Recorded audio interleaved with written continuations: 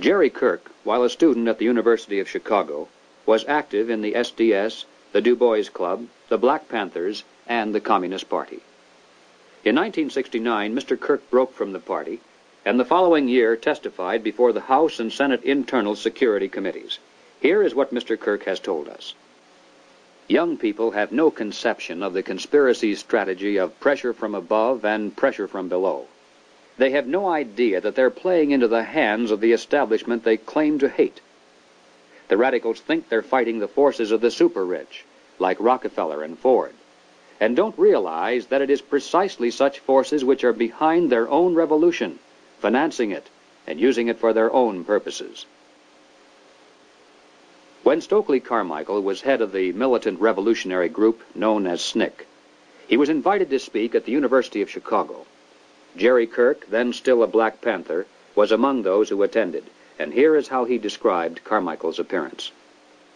Mr. Carmichael was obviously in the middle of something rather important, which made him more nervous and more tense than in the past. He started speaking of things which he said he could not have said before, because his research was not finished. He spoke of the false consciousness of many blacks who believed the Jews were the instrument of oppression of blacks. And he made note of the fact that even though many Jewish people, for example in New York, own quite a bit of land, one must understand that the overwhelming percentages of mortgages in Harlem was owned not by Jewish people, but by Morgan Guarantee Trust, the Morgan family, and Chase Manhattan Bank, the Rockefellers. He repeated the line from the song he liked so well. "Something is happening here, but you don't know quite what it is, do you, Mr. Jones?" What he was getting at was that the Jews were simply one strata of society who are themselves being oppressed by people who were much richer and much more powerful.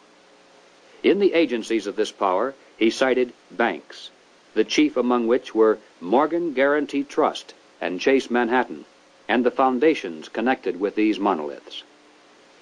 It was not long after this that Stokely Carmichael mysteriously was ousted from both SNCC and the Black Panthers. Apparently, he had learned too much. More and more young radicals are beginning to wake up to the fact that their entire lives have been carefully programmed by the very people who are their hate symbols. They're beginning to realize that their so-called anti-establishment outlook actually is the calculated product of the establishment press, the establishment communications media, the establishment entertainment industry, the establishment schools. Rich men's corporations publish and popularize revolutionary books and songs. Through advertising, rich men's businesses subsidize revolutionary magazines. Rich men's tax-exempt foundations pour millions of dollars into left-wing organizations. The federal establishment in Washington, through agencies like the OEO, provide weekly paychecks to thousands of hardcore revolutionaries. And so we return again to the basic question, why? Why does the establishment publicly condemn but privately support the anti-establishment movement? Former communist Jerry Kirk answers, "The idea is to create a situation where the people are so frightened of the violence all around them that they will throw their hands up in the air and demand, 'Federal government, do something.'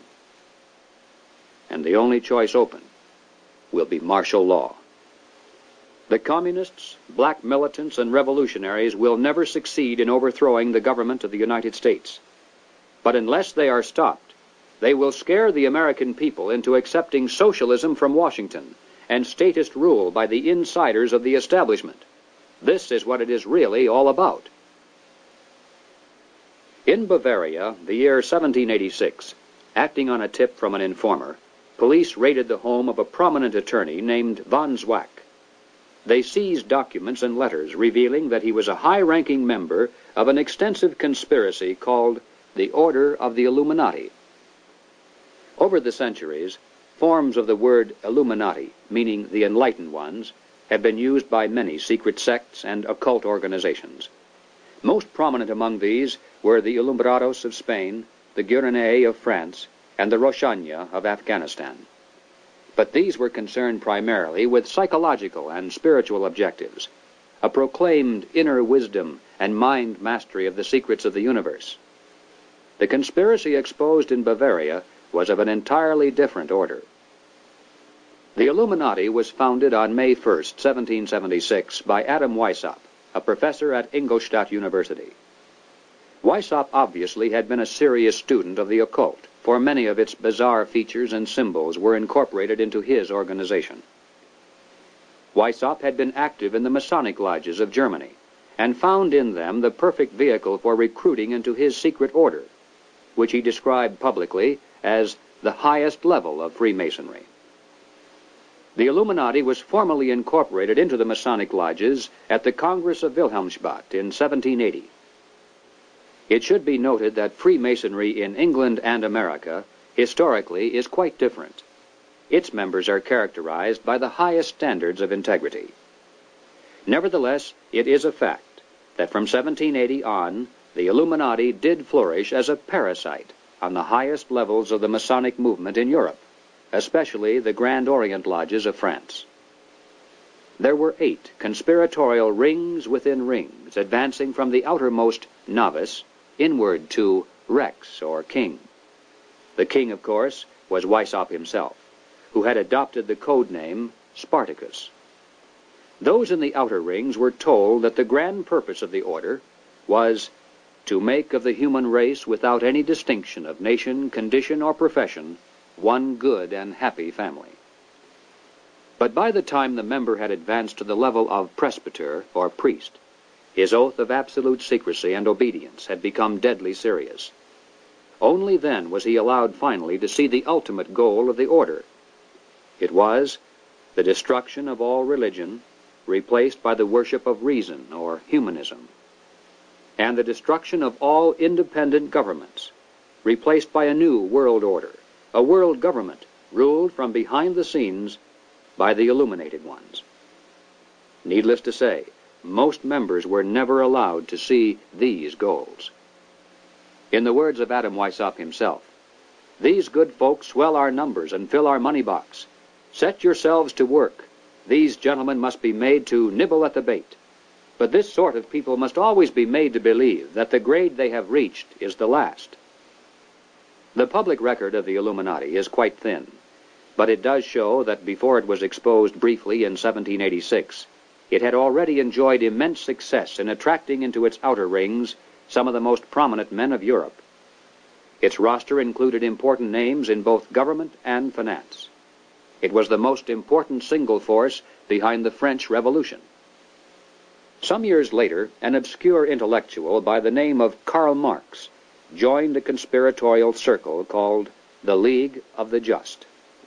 Shortly afterward, this group reformed into still another organization called the Communist League, and in 1847 they commissioned Marx to write their policy statement for the public. It was called the Communist Manifesto. On the surface, the manifesto appealed to the workers of the world to arise against their capitalist exploiters. But it should be noted that the project was supervised by Friedrich Engels, a capitalist of substantial wealth. Marx himself was so unimportant that his name didn't even appear on the manifesto for the first 20 years after its publication. In 1920, just 3 years after the Bolsheviks seized Russia, Winston Churchill declared, "From the days of Spartacus Weishaupt to those of Karl Marx, to those of Trotsky, Bela Kun, Rosa Luxemburg, and Emma Goldman, this worldwide conspiracy has been the mainspring of every subversive movement during the 19th century, and now at last has gripped the Russian people by the hair of their heads." Each year, May 1st is celebrated by communists world over as a day of international solidarity. As mentioned previously, the Illuminati also was founded on May 1st. Undoubtedly, this is merely a coincidence. The